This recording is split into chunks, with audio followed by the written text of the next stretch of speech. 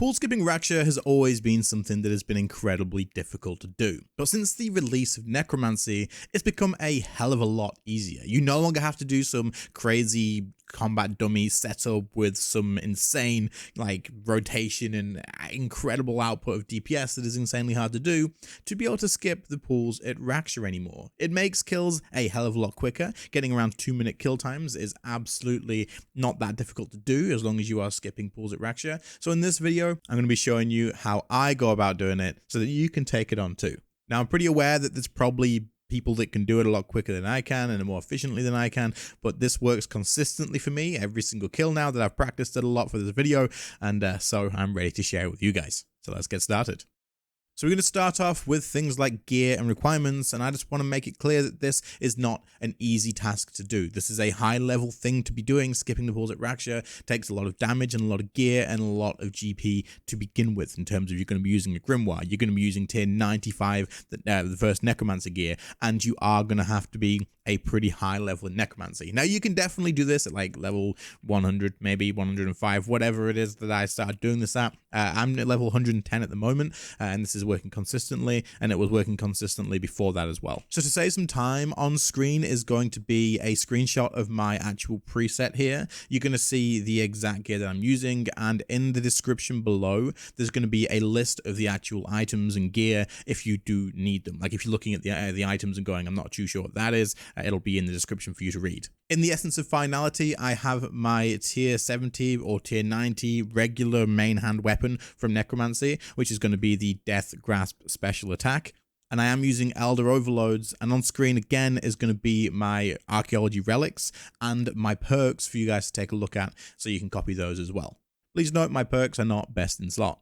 I'll link the best in slot ones in the description as well. Other levels that you are going to need to have is level 96 summoning for a Ripper Demon. You're also going to need to have access to Elder Overloads and the tier 99 DPS curse. Now you may be able to do this with a tier 95. I haven't tested it, I'm not going to lie to you. Sometimes it's already really close as it is already, so taking away from that is just going to make it even harder. Okay, so with that all being said, let's take a look at pool skipping Raksha.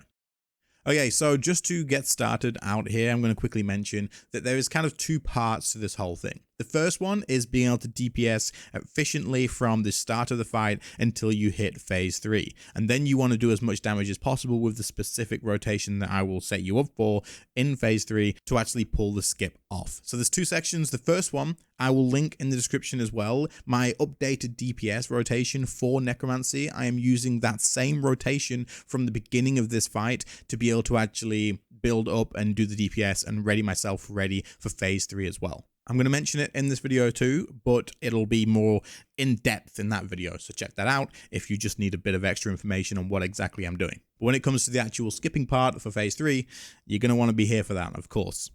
Okay, so when you're ready to fight Raksha, there's a few things you're going to be doing before you start the fight. Necromancy has a lot of setup already, but there's going to be a few extra steps in this. Now, make sure you have a Ripper Demon with scrolls, of course, and make sure its auto fire rate is set to 1. This is going to get you as many special attacks off as you can. Ensure you have the spec bar full as well from banking and stuff. Just make sure that's nice and full, ready to start a new fight. You can top this up by drinking spiritual prayer potions. Next up, you're going to want to head to the Dummies in War's Retreat and use the Threads of Fate ability and then Soul Sap to grab yourself 3 souls, so you only need to get 2 during the build-up to have the full stack of 5 souls with the tier 95 offhand lantern. This is important. You're going to want to save these until phase 3. Then grab any adrenaline you need from the crystal, head through the Raksha portal and into your instance. You need to now just sit AFK for a few seconds until you drop out of combat. You're going to notice that your soul stack thing starts to count down. As soon as you see the countdown, put yourself back in combat by either surging forward or just by starting your actual conjures so you can get ready for the fight. If you let this time out, you're going to lose your 3 souls, and it's going to make the fight still possible, but a little bit more pain in the ass. So the order that I conjure here is actually zombie, skeleton, then ghost,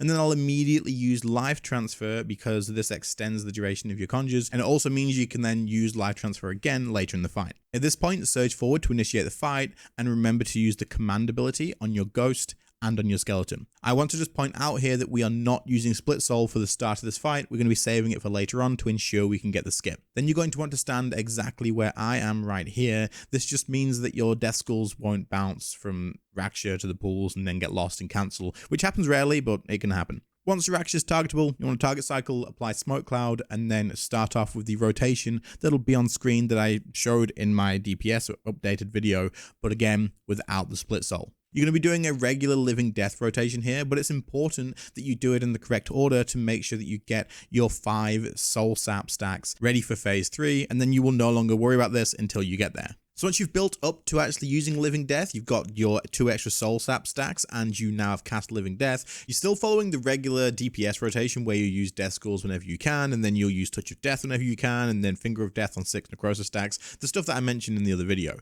But you don't need to panic about getting all 3 of the Death Skulls in this Living Death rotation at Raksha, because when you actually phase into Phase 2 and the rocks are coming down, you're going to do something a bit different to throw off the rotation, so you're not going to get the 3rd one in there anyway. So this DPS is normal until you hit through to Phase 2. I will mention though, if something you can get in the habit of doing, which I still need to do it every single time, is when you are about to phase into Phase 2, you don't need to use another Finger of Death ability. You usually like 6k damage off or something, 5k damage off.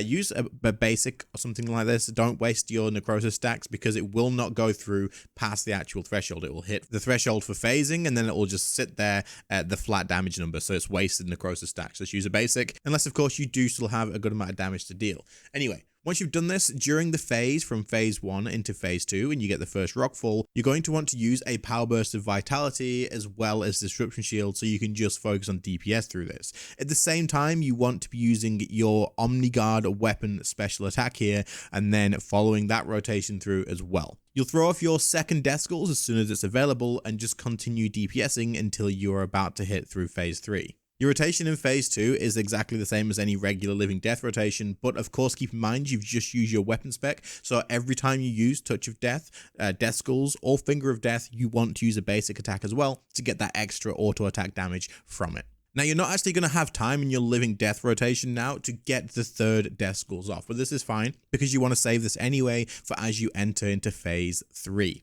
You want to have this along with some other abilities that I'm going to talk about soon to make sure you get through that skip nice and easy. So as you now approach the 400,000 life points for Phase 3, you're going to be getting, of course, another rockfall, and this one you're going to have to just walk around a little bit to dodge.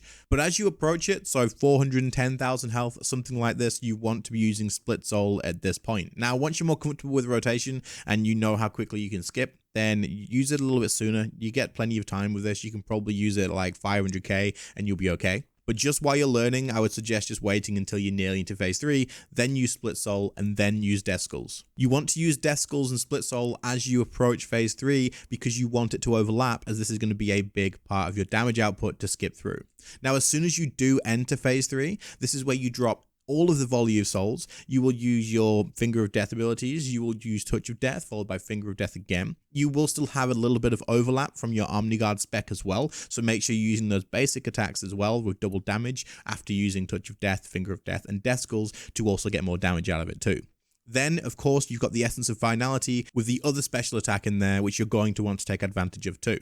With all of these things used in any order, as long as you fire them off and as long as you're taking advantage of the extra basic attacks, and you do get the Death Skulls off with Split Soul just as you're approaching the phasing, you will skip Phase 3 consistently without any worries. Now in this video as well, you're going to notice, I can show you here, that I purposely didn't drink any spiritual prayer potions during Phase 3 either, because I wanted to show you that if you are like thinking, I can't think about managing the spiritual prayer potions and doing this exact rotation and stuff at the same time, you don't need it. But if you do drink the spiritual prayer potions while throwing out the other abilities, this makes it a hell of a lot even more consistent and easy, and there's just, if you get bad RNG on like any crits on Death Skulls or anything like that, it's not going to matter. It doesn't matter. Your spiritual prayer potions with the Ripper Demon will make that difference up. So drink them if you can remember, but don't panic about it if it's something that you think you'll add once you're a bit more comfortable with it. As long as while you're approaching Phase 3, you use Split Soul very close to phasing, and then you use Death Skulls that you've saved and throw all of your Volley of Souls as soon as you phase,